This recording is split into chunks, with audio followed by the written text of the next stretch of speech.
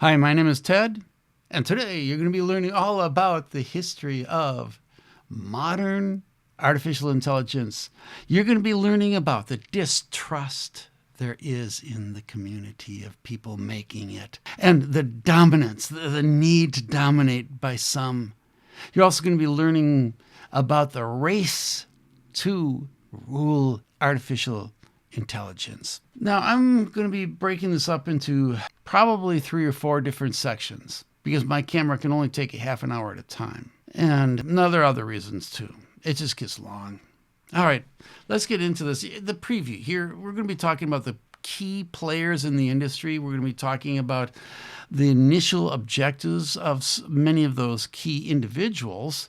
And also, we're going to be talking about how competition sidelines, puts away, shoves it aside, rejects ethics and safety. And these two are separated, by the way. Yes, safety is a part of ethics, but in the artificial intelligence world, safety is so big that it has to take a separate category from ethics. All right, let's get into this. First of all, we're going to start out with 2012. Why 2012? I have a video that I already put out about AlexNet, and it was a competition in ImageNet. It was a big, huge AI competition to see who can do the best job, which company or which group of people who can do the very best job at creating an AI that can detect and figure out where the cat is in a picture, where a bird is in a picture, all this kind of stuff, that just identify things. And this group from the University of Toronto just so wasted the territory. They got so much better than everybody else that the whole world of artificial intelligence totally changed. Up until then, it had been just gradually going better and better and better and better and better and better.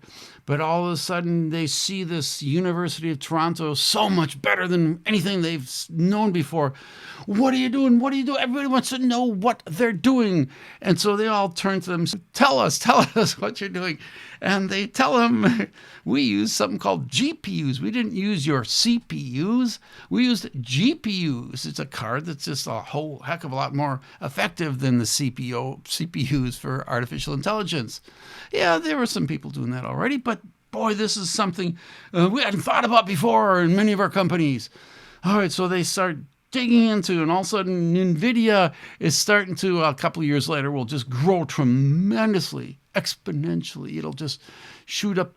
And not only that, but this was so impressive that it becomes extremely popular to get into artificial intelligence. All of a sudden, people want to pay for, okay, we want to invest in artificial intelligence. All this stuff happened right then because of the University of Toronto's 3 people who put together AlexNet. Let's get into that. Let's talk about them. I've already brought them up in past video, but I'm going to do a little bit of same today, just for those of you who haven't seen that video, don't care to go backwards in time to see that video. And by the way, you should. Okay, University of Toronto. Geoffrey Hinton, he is considered the godfather of AI by a lot of people. All right. He's growing up, his dad says to him, as a wonderful dad would, when you're twice my age, you'll be half the man that I am. I love dads like that. Not really. But anyway, so he lived under this dad who definitely was very big in the educational world in England. And so, he had a lot of big shoes to fill. Not only that, but he had cousins and relatives who likewise were just making names for themselves in all kinds of territory. So for him, he had big shoes to fill. And, he goes to school. He wants to learn all about the brain. And he goes to school, and his PhD advisor says, stay away from deep learning. Stay away from this type of stuff. It's dead. It's not going to work. There's a book called Perceptrons by Marvin Minsky in 1969, which proved it'll never work. And so they had fights, literally battling back and forth. Not fist fights. Although they're English, who knows? He does it anyway. He's going to go down the deep learning territory. He fights, and I think he learned that from his dad. You got to get your own way. You gotta fight beyond those negatives, naysayers. And all his career, while he's developing deep learning, what's going on is people are saying, you're in the wrong territory. You're never going to get anywhere with this. All right. So eventually something happens. It starts taking off in their lab. They begin realizing things are working. He's got a couple of people under him, which I'll talk about in a minute. But his first goal was really to understand how the brain works. He's curious about that brain that we've got because, there's so little we know even today. So if I can get a computer to start working on these the type of network we've got going on in our brain with the neurons and all the different things going on in the brain. I've talked about this in one of my last videos. And if we could do that with computers, we'd begin learning so much more about the brain. So this is his goal. I also talk about jobs. I'll talk about, first of all, goals with some of these people and then jobs that they've gone through. In 2013, after the AlexNet made it big, he's hired by Google to help them out. And he lasts 10 years there. And eventually he will go on the road saying, this should never have happened.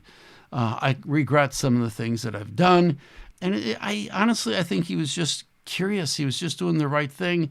But like a lot of technology, you just can't predict what's going to happen when that technology is out there and available for people. You can't predict that. And he was expecting this to take much longer. He's thinking 50 years down the road or something.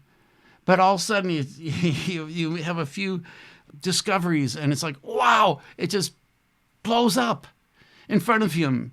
And I think the main concern he's got is he's lost control of this. Up until 2012, he knows what's going on. He can see it all going on. But as soon as it starts taking off, and as soon as all of a sudden everybody jumps on board, I don't think you could predict that. And because of that lack of ability to predict what will happen, like so many other technological advancements, it can turn in directions that we don't expect, both good and bad. And so now, since 2023, he's quit Google so that he can go around warning people about the dangers of AI. The regret that he has is much like another video I talked about, which was Joseph Weizenbaum. He's the first one to create a chatbot. And Joseph Weizenbaum created this chatbot and expecting basically just to learn how to work with, I think he's just curious and solving some of his curiosities like a good scientist. And he lines it up so that, to be kind of like a psychologist. So if you type in, I'm sad today, it'll focus on that word sad, and he's got pad answers that he's put into his computer. If you see the word sad, respond, why are you sad? If you see the word good, say, why are you good? So he's basically using this type of psychology which feeds off of what the person is saying. But all it is a computer responding to certain key words. And if you don't have a key word that it recognizes, it's trained to say, tell me more. Okay, this kind of stuff gets the person going, and it worked well, really well. So well that people began looking to this, what it's called ELIZA. He called it ELIZA. But people began looking to ELIZA for answers to their lives and to their problems, much like people do with ChatGPT today. But he didn't like that response. It's just a machine. It's not a person. It's not a psychologist. It's just a machine, and it's only answering your requests based on word recognition.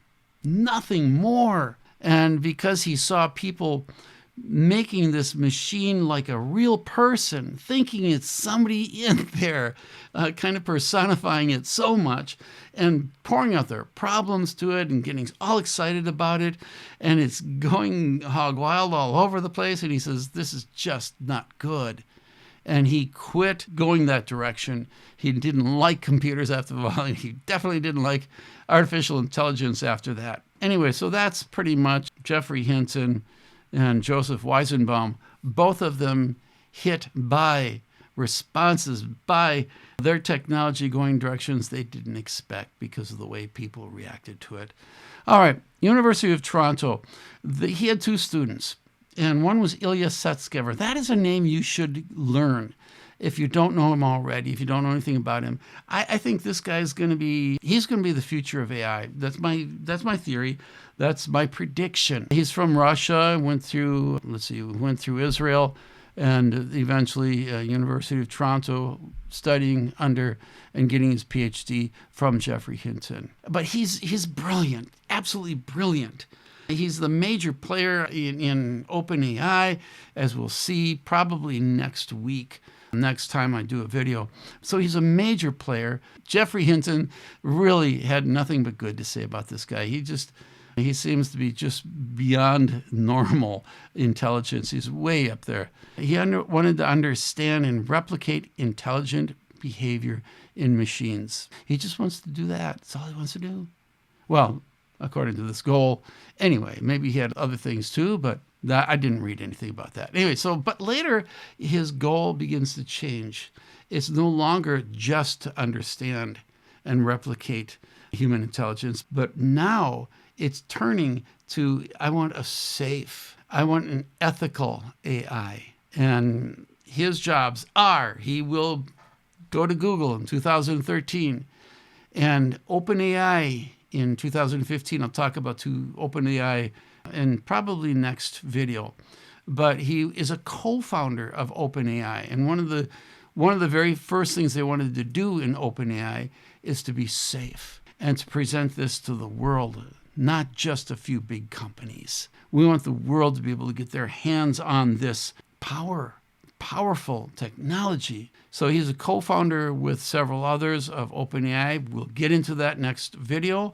He's also chief researcher for OpenAI. He's very much behind some of the stuff that went on in developing ChatGPT. So now he is in the last year, 2024. I'm speaking to you from 2025.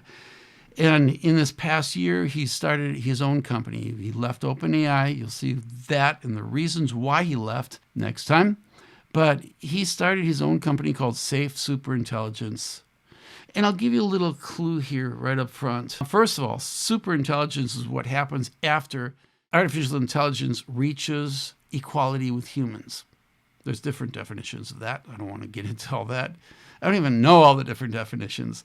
But I don't know anybody who knows it. But when it reaches that certain level, it's going to go beyond human intelligence. And that scares some people because we don't know what all this, the rules and everything, that's the algorithms and all the data and where it's going to end up, what it's going to end up doing and being. And that is superintelligence. And his goal is to create safe superintelligence, not one that's going to be going in its own direction. All right, so that he created a group for that, and it's interesting, and I'll also explain to you why I think he is very private about everything they're doing, and that kind of goes against what a lot of the theories are. Now, OpenAI started to be open to all. It's changing, of course. I'll get into that next time. But one of the basic ethical cores of so many of these people is to be open so anybody in the world can have this technology. But he is going completely contrary to this. And I will tell you why I think he's trying to be as private as possible. I don't think anybody knows where, well, except the workers. Very few people really know where his company is in Sao Paulo. What is it? Where is it? It's in California. One of them, he has two places. One's here and one's in Israel. We know where the Israel one is. Finally, we have in University of Toronto, we have Alex Krizhevsky. His goal was, and I like him because of this, his goal was to avoid coding job. He didn't want to be a coder all his life. He'd be bored with it, and he knew it. So he gets into artificial intelligence because He just doesn't want to be bored. Now, that's all I've ever read about him. He might have other reasons, but that's all I know. And if that's all there is to it, this guy is my hero. Jobs, he's worked with Google for 4 years, and then now he got bored there, and so he left Google, and he advises DESA, which helps companies to integrate with AI. I like that as well. So he's kind of won my heart. I kind of considered him, even though Alex is known for most of all for AlexNet, which is what got this whole thing going in the last 13 years. Besides that, there's nothing big I see in his life, but I kind of like this guy. But I think I'll be digging into him a little bit more carefully. Now, let's get into DeepMind. DeepMind was going on during all this time. I think 2010 they start. And they're in England. It's a small group, but they have a lot of good educated PhD kind of people with good training and deep learning, and they're just digging in. They know their stuff. And 3 of them start, and they hire other people to help them out. Demis Hassabis, Mustafa Suleyman, Shane Legg. Their goal, and they're the first to admit this publicly. You know, in the past, probably a lot of people wanted to strive for finding AGI, which is that level of intelligence that is equal to humanity. But nobody wants to admit that, because in the past, there are people who say, oh, we're going to design that for our company. We're going to do that for our company. And they never got anywhere near it, so they're shamed. You know, everybody. That's the old people doing it. They thought they could get to AGI. They can't. Never will happen, at least not in our lifetime. So they made this their goal. They're the first ones in recent history to do that. And they also want safety and ethics. I think most of this comes from Suleyman, Mustafa Suleyman, because he's diehard. We got to be safe. We got to be ethical in everything that we do. They also want to be independent from all those people, like a big company like Google or Microsoft, basically owning them and turning all their inventions towards advertising or whatnot. We want to avoid all that kind of stuff. They were nonprofit and free from big companies, as I mentioned. Here are the people. Demis Hassabis, he's kind of the main person. His goal was to search, where do we come from? What's our purpose? He's more of a philosopher, and he wants to understand intelligence. Some people think that he was a really good Christian, but he admits that his God is more like kind of a pantheistic God. I won't go any more into that. But his jobs, he's worked for DeepMind in 2010. He helped create it. And Google bought them out in 2014. I'll explain to you more about that in a minute. But Google, right now, he is the AI CEO. Mustafa Suleyman.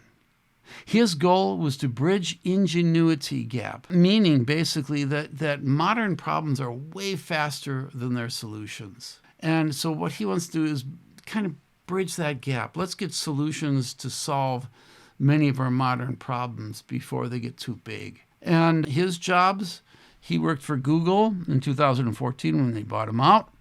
And now he is the CEO of AI for Microsoft. And that's been just in this last year, 2024. All right, Shane Legg. His goal was to build a safe AGI. He's had jobs with Google, and now he's a chief AGI scientist at Google. So not only DeepMind, but he also is the AGI scientist, the chief guy, number one, he probably is right under Demis Hassabis.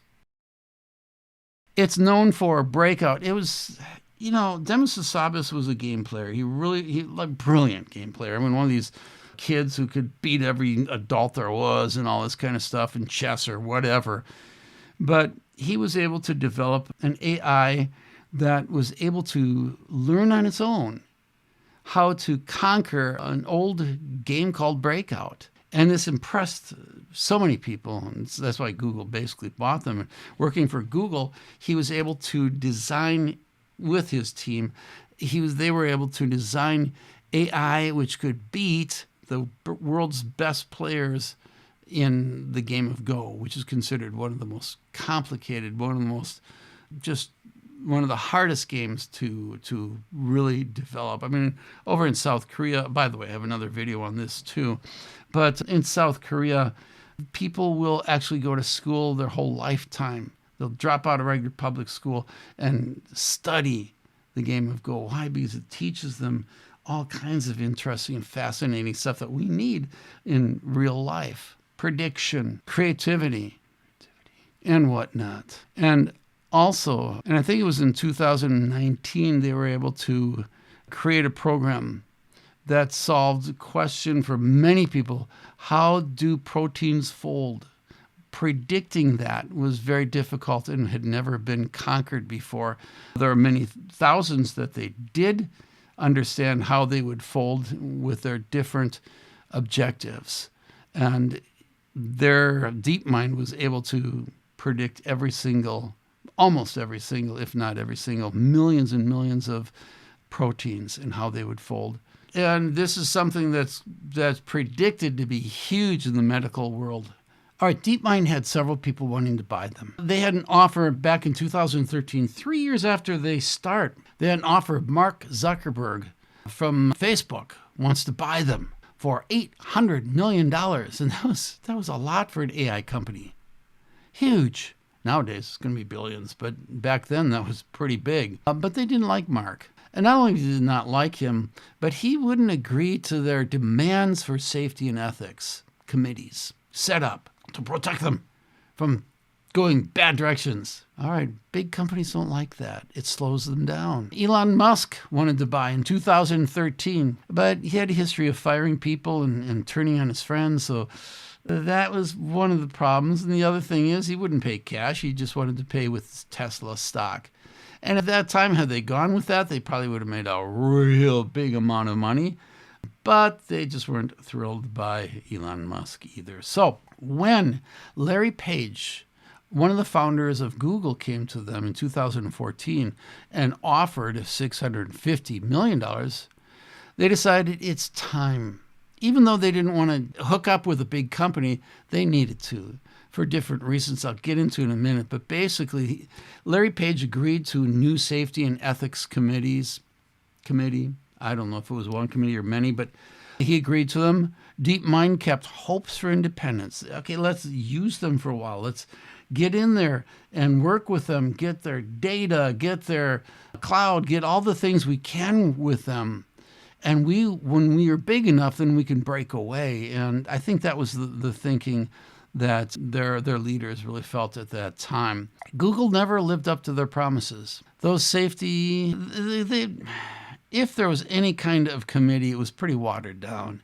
It wasn't what they were looking for. And DeepMind never was able to leave.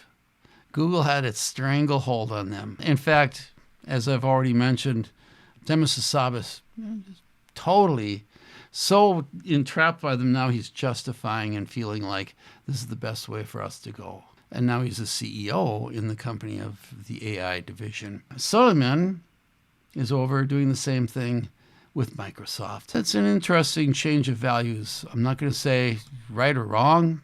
I have no opinion. Why did they sell it? Well, several reasons. First of all, poaching was going on. It's a constant, I think, in all areas. You get poached, but they were regularly getting poached because they had some of the best scientists in the world for this new form of artificial intelligence, deep thinking or deep learning, rather. And they wanted more data. They wanted more funds coming in. When you are spending half your time trying to get money for your projects, it's taking away time for research. And so I think they just wanted to put that aside. So they saw benefits of going with Google. And Andrew Ng, by the way, had already helped Google get AI advertising. What that's all about, I think many of you already know that advertising is the number one way for Google or Microsoft or any of these other companies to get money coming in. And I'm going to have to wrap it up today. I'm going to have to wrap it up because my time limit is coming to an end. But I just want to say it's been great. Follow me, like me, and continue with this because this is only part one. I will get into the rest of this beginning with my next video and probably one or two after that. And this is Ted. Follow me, like me, and whatnot. Oh, yeah, and comment.